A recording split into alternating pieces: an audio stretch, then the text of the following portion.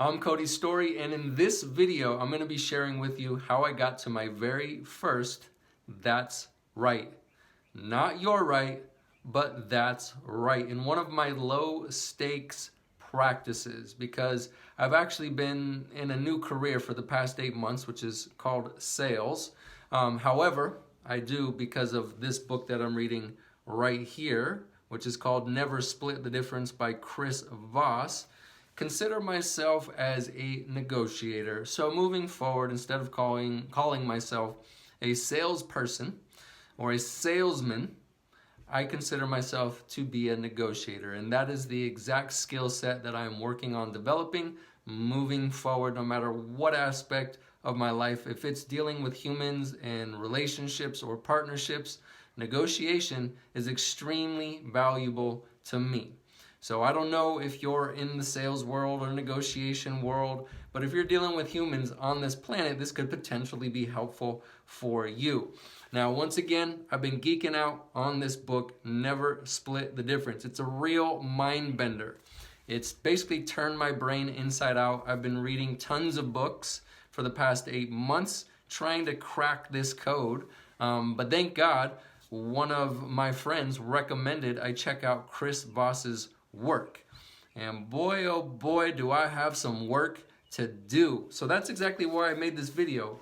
I'm so blown away by how simple it is to comprehend some of these skill sets or ideas, but also I'm blown away by how deep they go psychologically, how deep they go in terms of neuroscience or behavioral science, I think is what it's called, human behavior, whatever you want to say. So anyway, yeah, back to the point of this video, which is how I got to my first "that's right." And that's really cool because it's not about the first "you're right." Now, there's a big difference in trying to get somebody to say yes or "you're right." To me, let's see here, Mr. Boss summed it up quite nicely. He said, the sweetest 2 words in any negotiation are actually "that's right." Another quote of his, driving towards that right is a winning strategy in all negotiations, but hearing "you're right" is a disaster. Because as I've been, getting familiar with the Black Swan method, it really comes down to tactical empathy. And I feel like all these skill sets fall underneath the umbrella of tactical empathy or emotional intelligence. And by practicing these skill sets, I've been able to find I have so many shortcomings. I'm not as good at sales or negotiating as I thought I was. I'm not as good at human-to-human communication as I thought I was. And that includes with me and my fiance, or me and my parents, or me and my friends, or me and the folks that I hop on Zoom calls day in and day out, or I hop on the phone with day in and day out. And, this stuff works, and it works really well, and it doesn't matter what walk of life you come from. If you're a human dealing with other humans, this stuff, based on my experience, is like a miracle. It works wonders. And that's exactly what I'm sharing. I'm sharing my experience of getting to my very first "that's right" while applying these skill sets. Now, here's some of the skills that I've been practicing in low stakes practice, which has been recommended. Like, I don't want to go into a, let's say, $1 million deal. Not that I'm doing any $1 million deals at this time. However, I am doing one for a couple $100,000, which is very interesting. And I've been applying the same stuff here in this book that I've been applying on my job day to day, selling anywhere from like $3,000 up to $8,000 as far as ticket price. But low stakes is like hopping on the phone with somebody in regards to a bill, the bank, or some friends. And that's really where I've been starting to apply this. It's first been actually with my fiance, and now I've kind of branched out into my friends, and I've been doing it on the job. But yeah, that's what it's all about for me, is really practicing these skills in a low stakes environment in order to bring it into, let's say, negotiations that are going to be of higher stakes. I don't want to go crazy right out the gate and just burn bridges and mess up and make mistakes and lose deals just because I wasn't willing to practice in a low stakes environment. But anyway, back to the emotional intelligence or the tactical empathy.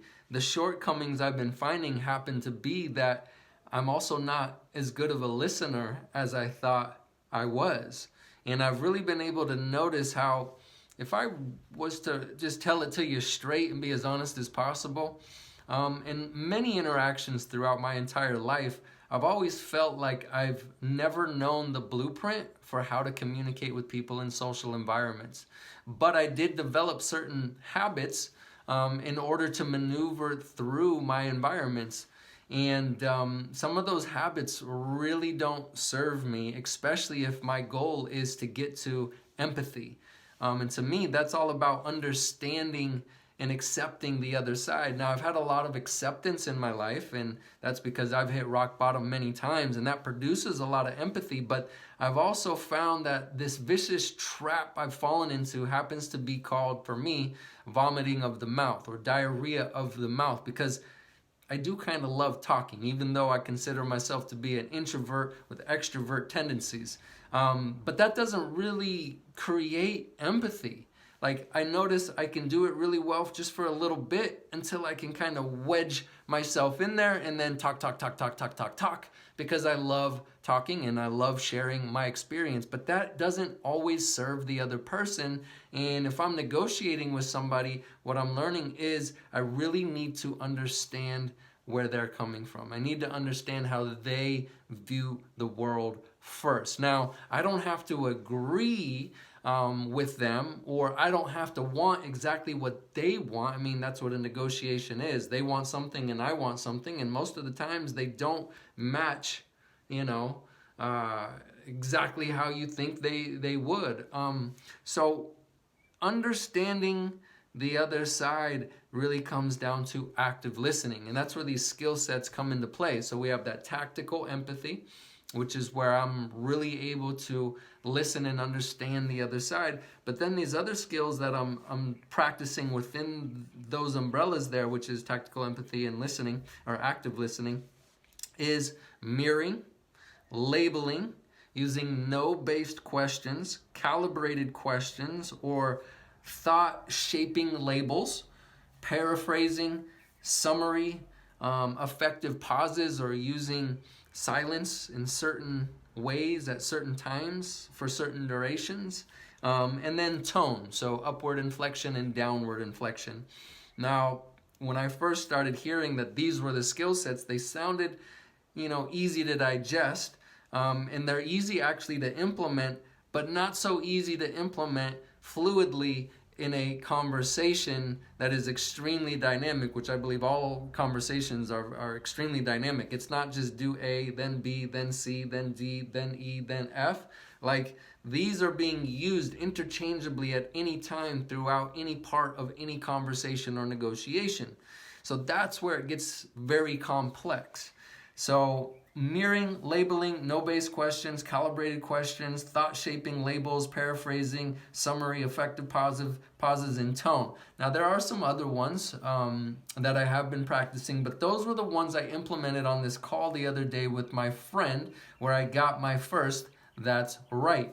And how I did it was coming from a place of entering that conversation, knowing, hey, I want to try something new, and I know what my bad habits are, and I wish to not do that. So I went in with a new level of awareness based on my old habits, but also a new level of awareness with these skills that I just ran through twice. So we hop on that call, and I just started listening, asking my buddy how things have been going, and he started talking about a difficulty that he was having with another human being. And that other human being happened to be his father. And he actually works with his dad. So he also, not just a father-son relationship, he also has a working relationship. And he feels like, since he's been working with his dad, that this pattern keeps occurring over and over and over, where his dad kind of is extremely sarcastic at certain times and just keeps knocking him down. And that's not building him up. It's not making him feel good about what he's doing with his dad. It's, started to really kind of act as if it's a bunch of termites eating away at the foundation that they started off with. So as time has gone on, it's gotten worse and worse. And he was talking about how it seems like his dad doesn't think before he says things, and it doesn't really matter what the consequence is. So he wants to feel good in the job. He wants to feel good working with his dad. He's stoked to be able to even have that as an opportunity in his life, to be able to do that, you know, as he's getting older, just as I'm getting older and just as his father's getting older.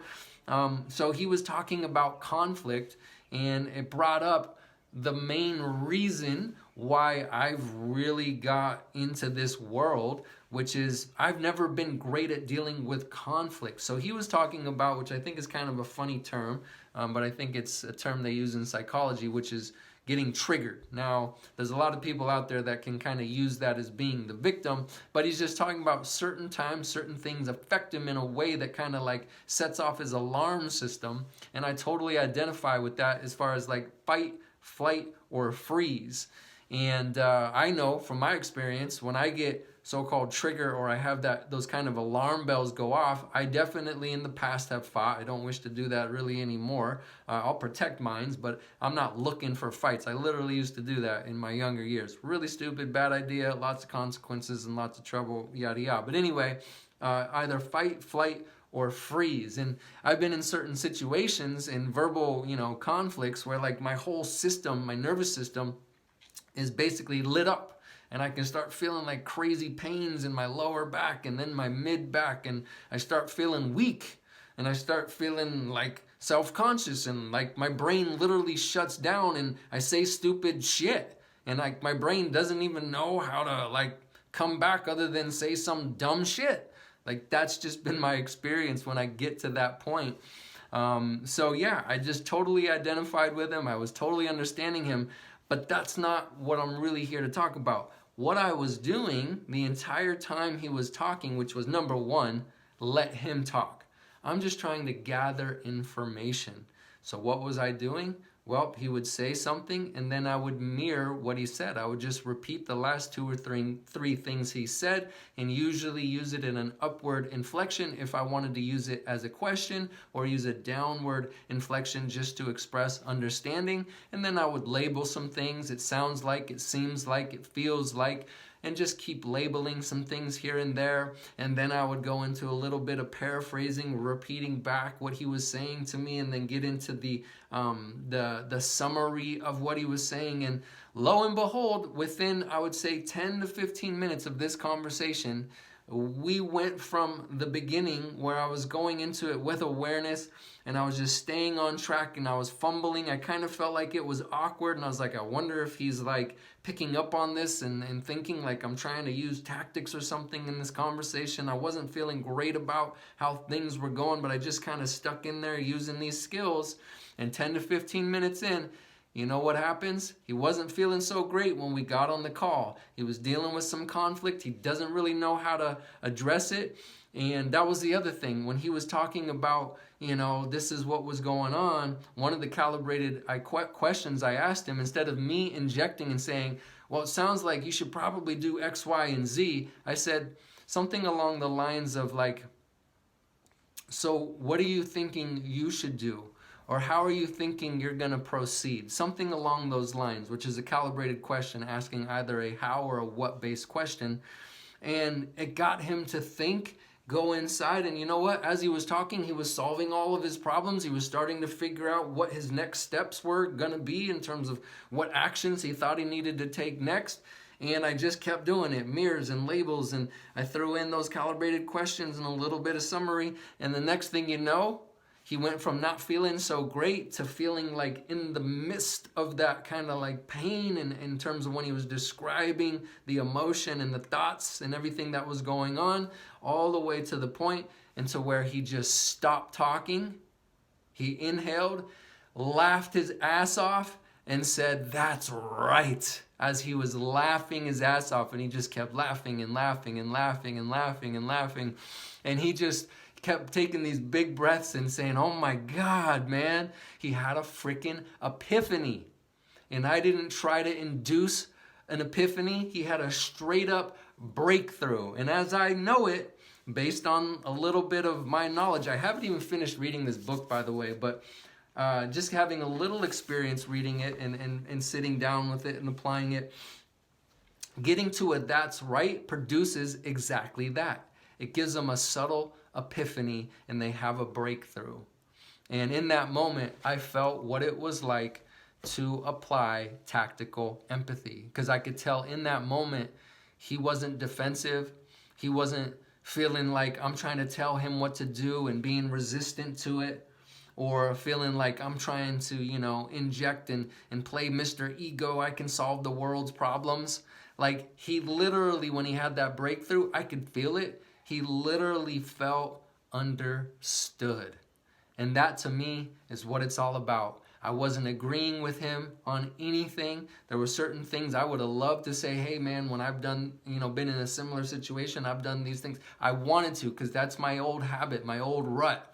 But I'm so interested in getting out of these old habits and these old ruts that I just stuck to the skill sets, and it produced exactly what it says it can produce. So that's my first experience getting to a that's right, not a you're right, because a you're right would be where I'm trying to get them to see things the way I see things, right? Getting them to see my points and getting them to agree with me and what I'm saying. Getting them to, how else can I say that? Oh, trying to convince them of something. And, based on the past 8 months, being in the trenches day in and day out on calls, I'm so turned off by that approach of getting people to say yes or forcing them into a deal, like pressuring them to get the deal done.